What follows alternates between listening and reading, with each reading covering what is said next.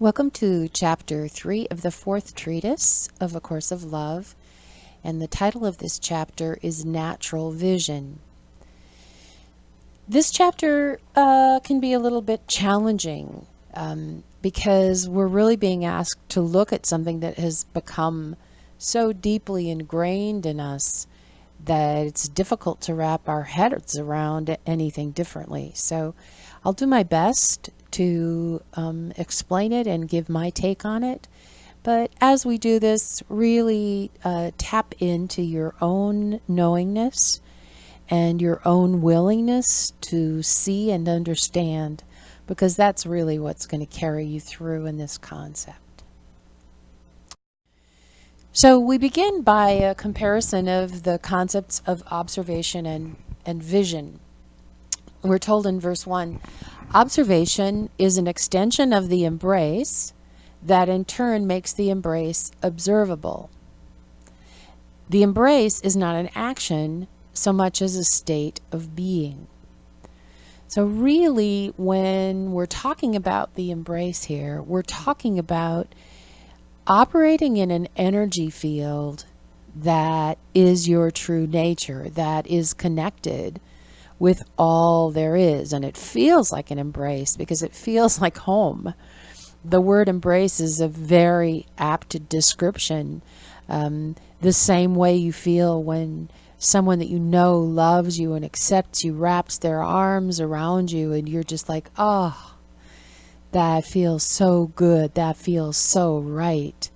Well, that's how the embrace feels when we are actually resonating to the vibration of our true selves and seeing things clearly. So let's take a closer look at these two concepts. And I'm actually going to talk first about, I'll go from the vision side and then over to the observation side. The vision concept is broader than the observation concept. So vision, which can be described as actually seeing what's true, is that which cannot be elevated. You can't elevate the truth. If it's true, it's true. It doesn't improve, it doesn't get better. It's just true. It is. Observation can be elevated. Actually, what it is the elevation of the personal self, the character that you're playing in this world. That's what observation is. That the elevation, the bringing up to your actual true vibration is what happens with the phenomenon of observation. Back over to the vision side. Vision is the divine pattern, the unity which binds all living things. So again, can't be changed, can't be altered, it can just be seen. And that divine pattern that brings everything into the embrace is what vision is talking about. Flipping over to the observation side, observation is seeing the divine pattern in physical form.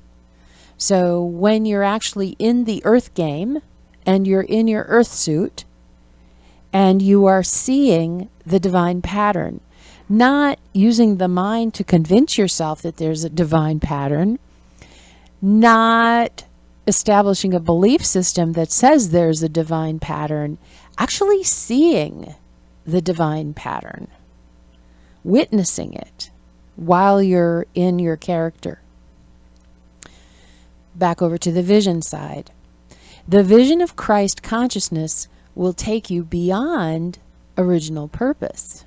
Now, if you'll recall, we're told that the original purpose in the whole earth game and being here was to express and expand the Godhead, the thing, the one thing, the it, the love, the creation. That's our purpose here. But the vision of Christ consciousness will take us beyond that, beyond expression and expansion. That's quite a promise. And flipping over to observation, devotion to observance will return you to your original purpose. So we can see here that if we are devoted to observation, we'll come to our original purpose, which is expression and expansion of the divine, which we are, and vision will take us beyond that. So we'll be moving, becoming greater, growing, expanding, something new. So there are the two things. Vision is eternal and can't be elevated. It is just the nature of the truth. And observation is the act of seeing the nature of the truth while in physical form. Verse 4. The original intent of this chosen experience was the expression of the self of love in observable form. So now he's just reiterated for us the original intent in being here. The original intent or cause formed the true nature of the personal self, capable of being observed in relationship. So the one thing, that great and wonderful creative energy, had the intention of expressing a self of love in a way that could be seen. The divine love, when there's only one thing, it can't see itself. There is no reflection. It's just one thing. So the one thing created this experience in order to see itself better. But then it kind of took a detour. Displacement of that intent formed a false nature and displaced love with fear. So remember what we did. The intention was to express a self of love in observable form, and what happened when we decided, when it was decided, when we split into characters to carry this out, fear happened, because there was this desperation, we started to believe the character, believe the drama. And when fear happened, then there was like an amnesia that also happened of who we actually were, who we actually are. We're love. We're made of love. We're part of that creation love thing, the one thing. We come from the one thing. We are the one thing. But we can't possibly remember that when we're living in a pool of fear. It's just inconsistent. Fear has thwarted your every effort to express a self of love. I mean, we've tried. We all, you talk to any human and nearly every one of them will say that love is the most important thing. We want to.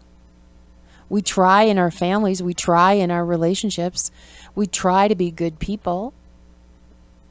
And the fact that you must try so hard to express your true nature demonstrates the displacement. And we're even confused. Most of us have some kind of a feeling like, I'm not a good person. I'm not doing this right.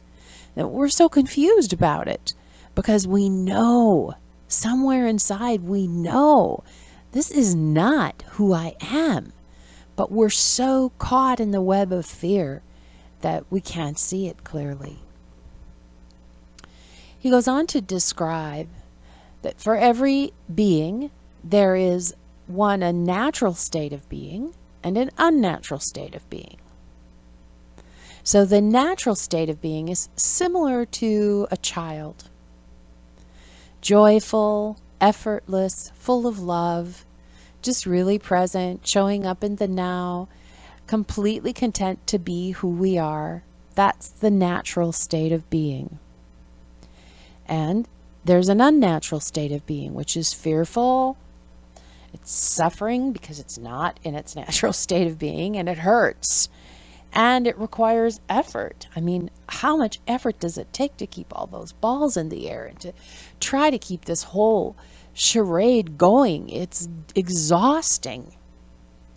And both states currently exist in relationship.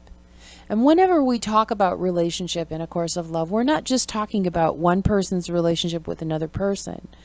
We're talking about our relationship with this moment, our relationship with this chair, our relationship with ourselves, our relationship with the divine, our relationship with our higher selves, with other people, with animals, with plants, with the earth, with the air, with this moment, with our food, our relationship with everything that we encounter. We have a natural state of being in relationship and an unnatural state of being. But now, as we reverse this set of circumstances and replace the world of fear with the world of love, there can be no more weighing of love against fear. God did not create fear and will not be judged by it. So in our world of duality, we have a kind of a feeling like, well, love and fear are equal. Which one will I choose? No. Fear is not equal to love. Fear is not real. There is no weighing against it. Verse 8, as the natural state of love is returned to you, judgment will fall away because vision will arise. Once all has been judged with the vision of love, judgment is over quite naturally, for it has served its purpose. So this is a promise. I mean, we know that we're caught in the maze, we're caught in the world of our own creation, and this is the promise that this state of love will be returned to you. And when it does, you won't have to say, bad person, don't judge people, don't judge people. You know how we try to do with ourselves, try to train ourselves? It too requires effort. He's saying it's going to fall away, because you're going to see what's actually true. You're going to see that it doesn't even matter what character that one is playing. It doesn't matter what that character says or does. I see that it's a character. I see. I'm not telling myself, it's not a belief system.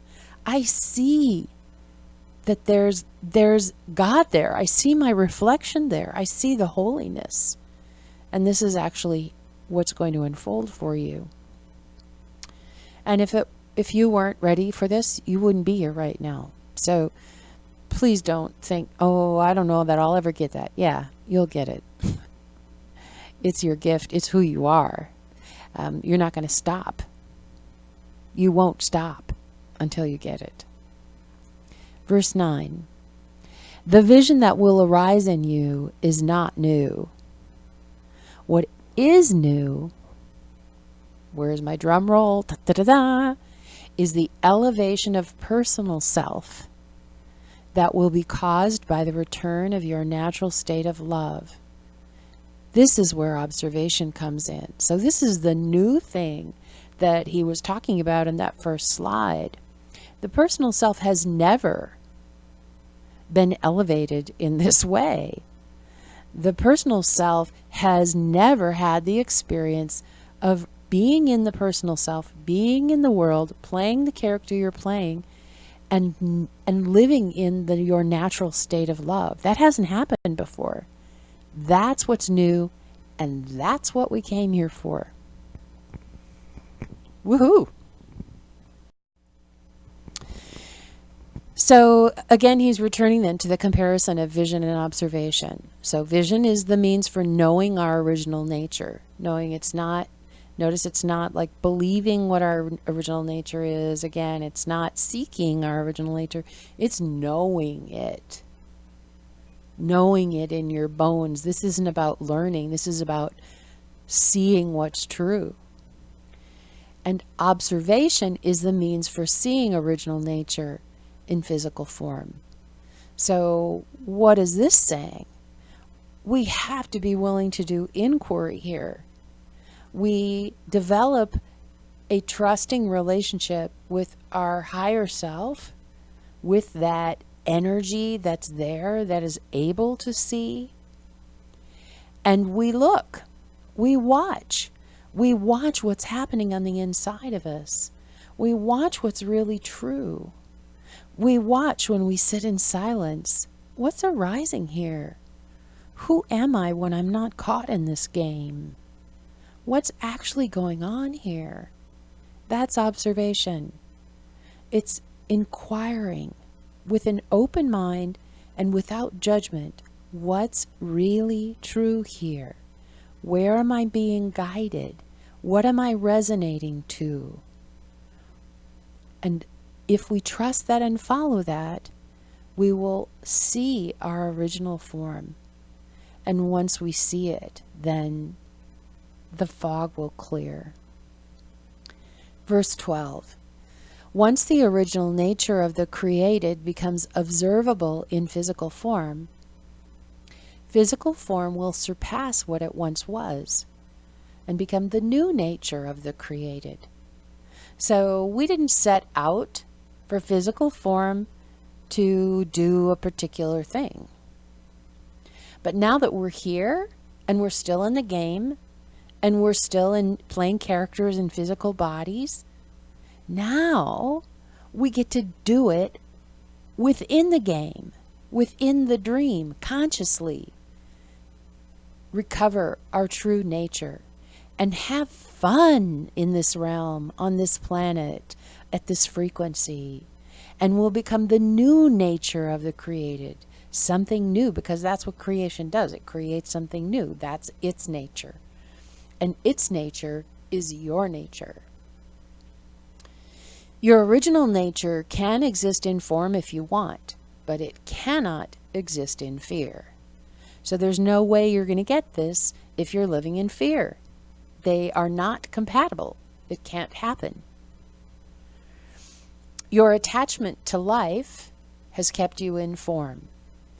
You've wanted to stay here. You've wanted to be here. There's an experience here that you've wanted. Trust that. But your attachment to death, aka fear, has kept you in the cycle of death and rebirth. Death and rebirth. So that then the biggest fear, the ultimate fear, the fear of death, has kept us trapped in a world of fear. And he ends this chapter with a bit of a challenge. A new choice is before you. Will you live from your true nature while you're in form? Are you courageous enough to do that? Are you courageous enough to turn and watch within yourself? Establish a relationship with yourself and find out what's really true. Trust where you're being led from within. The true nature of form is unity. In other words, being joined to all that's happening, joining that definition of love that we got back in book 1. The true nature of form is through joining with life and everything that's happening, and everlasting life. So where you take your form from here is in your hands. I know a lot of people, and in my classes, when we get to this place and it talks about everlasting life, some people roll their eyes like, oh no, thank you. I don't want to stay here forever. This hasn't been fun. I want to learn what I need to learn and get the hell out. That's what people have said in my classes. And I think we can all identify with that. But the only reason why we feel that way when we feel that way is because we're looking at life from a form of fear, from struggle, from effort. Once this transition has been made and you're willing to observe, to really turn and face what's going on inside of you and what's actually true, and follow, believe me, you can trust 100% the guidance of your higher self to lead you to the point where you see and know with true vision. And if you are willing to do that, then it's all before you, that you can live in form from a place of joy for as long as you want. And it will be blissful. It will not be work. It will not require effort. And it will not be a struggle. It'll be blissful creation, which is actually your true identity. Thank you for joining me. I hope to see you in Chapter 4.